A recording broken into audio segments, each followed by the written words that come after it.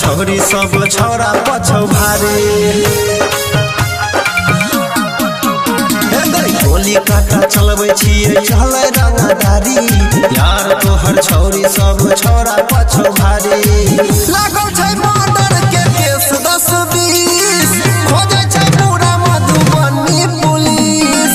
Pin छियौ हम दारू इंग्लिश लले बकोरा पटक कटीस लागल छै मर्डर के केस 10-20 खोजै छै पूरा दरभंगा पुलिस। डीजे दयानंद बिरदार सरस्वती स्थान Katra Dettol mobile number 8092293257। Ladania Khutauna तो परास में चले राज यार तोहर शूटर चले अपने समाराज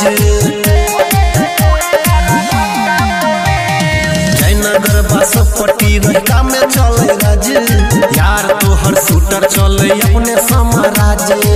लागल छै धारा 302-10-20 खोजै छै पूरा मधुबनी पुलिस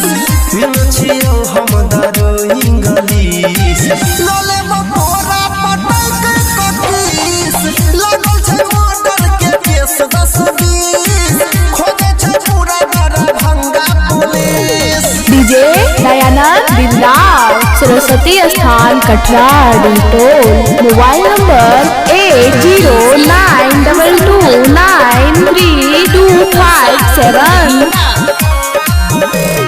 छिए रंगदार हम छौरा खानदानी अपने मन के राजा करे छिए मनमानी